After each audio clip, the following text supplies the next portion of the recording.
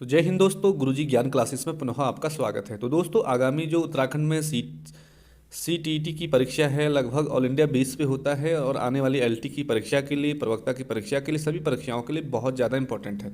तो मनोविज्ञान का भी पूरे पेपर में अपना एक रोल होता है। यदि आप मनोविज्ञान में से ठीक ठाक क्वेश्चन कर लेते हो तो आपका सिलेक्शन श्योर है। तो चलो स्टार्ट करते हैं आज।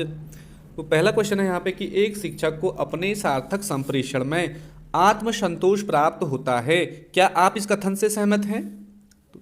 तो शिक्षक को अपने सार्थक संप्रेषण में आत्मसंतोष प्राप्त होता है, तो क्या इस कथन से आप सहमत हैं? अंग्रेजी में होगा या राष्ट्रभाषा में होगा या मातृभाषा में होगा या विदेशी भाषा में होगा?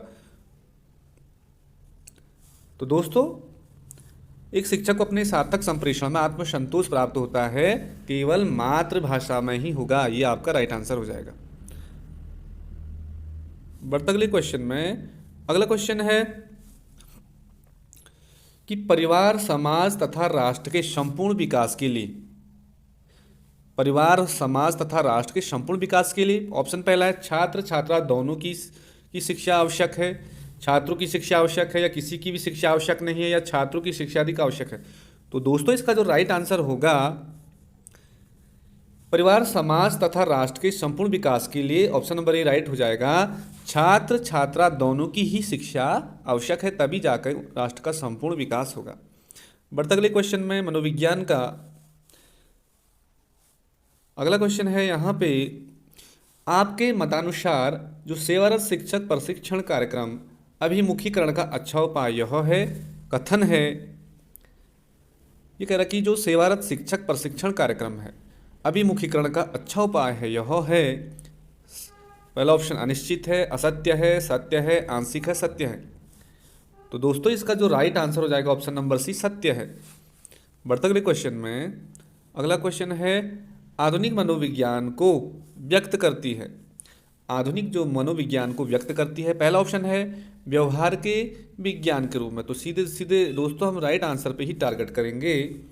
तो आधुनिक जो मनोविज्ञान स्वयं को व्यक्त करती है, ऑप्शन नंबर पहला हो जाएगा व्यवहार के विज्ञान के रूप में। यह आपका राइट आंसर हो जाएगा।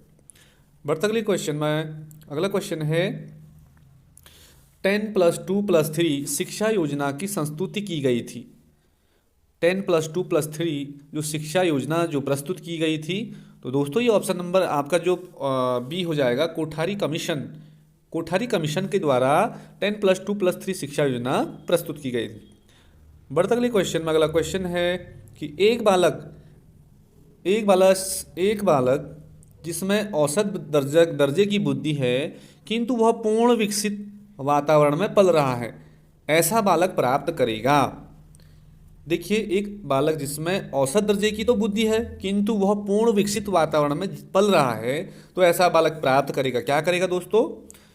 तो जीवन में सब कुछ करेगा, या एक श्रेष्ठ जीवन जिएगा, या एक औसत जीवन जिएगा, जीवन में कुछ नहीं करेगा। तो आप सभी जानते हैं कि एक बालक जिसमें औसत दर्जे की बुद्धि है किंतु वह पूर्ण विकसित वातावरण में पल रहा है, तो ऐसा बालक प्राप्त करेगा। ऑप्शन नंबर बी हो जाएगा, एक श्रेष्ठ जीवन प्राप्त करेगा। बढ़ते अगले क्वेश्चन में। अगला क्वेश्चन है दोस्तों, मानसिक स्वास्थ्य है। तो मानसिक स्वास्थ्य है बल, तो इसका जो राइट आंसर है, सीधे हम राइट आंसर पे टारगेट करेंगे। मानसिक स्वास्थ्य क्या है? संपूर्ण व्यक्तित्व की संतुलित कार्य प्रणाली। जो आपका अच्छा सा ऑप्शन है उस पर राइट करना है। मानसिक स्वास्थ्य क्या हो जाएगा? संपूर्ण व्यक्तित्व की संतुलित कार्य प्रणाली।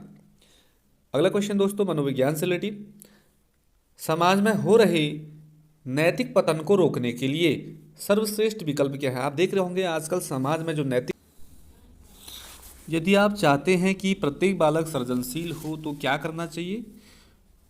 तो बच्चों में जो सृजनात्मकता विकास कैसे होगा? तो दोस्तों, इसका जो राइट ऑप्शन नंबर बी हो जाएगा कि एक सहायक एवं भयमुक्त वातावरण बना करके प्रत्येक बालक सृजनशील हो सकता है।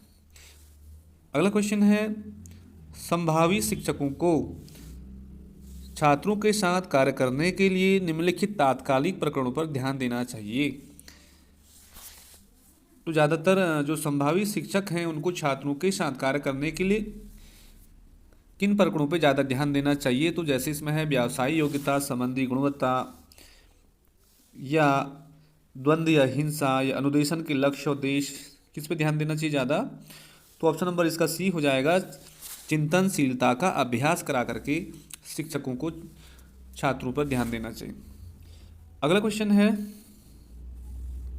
विद्यालय का पुस्तकालय, विद्यालय का जो पुस्तकालय है वो क्या करता है? ऑप्शन नंबर बी राइट हो जाएगा इसमें।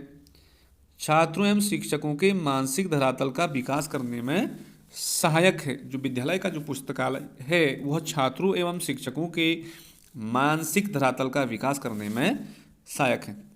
बढ़ते अगले क्वेश्चन में, अगला क्वेश्चन है, विद्यालय एक सामाजिक अभिकरण है जो देता है। तो दोस्तों हमने इसमें सटीक आंसर देखना है। विद्यालय एक सामाजिक अभिकरण है जो देता है, तो इसका भी राइट आंसर हो जाएगा ऑप्शन नंबर बी, समाज को उच्च मानकों तक पहुंचाने में योगदान देता है। समाज को उच्च मानकों तक पहुंचाने में योगदान देता है विद्यालय। बढ़ते अगले क्वेश्चन में, अगला क्वेश्चन है, प्रायः भाई बहन माता पिता एक शिक्षक डॉट डॉट प्रमुख स्रोत माने जाते हैं अपने बालकों के लिए। जैसे जो बच्चे होते हैं वो भाई बहन माता पिता और शिक्षक के स्रोत माने जाते हैं अभिवृत्तियों के लिए, प्रेरणा के लिए, सूचनाओं के लिए, मतों के लिए। तो दोस्तों इस ऑप्शन नंबर इसका जो बी होगा राइट हो जाएगा। प्रेरणा, हमेशा जो बालक होते हैं वो भाई बहन से, माता पिता से, शिक्षक से प्रेरणा लेते हैं।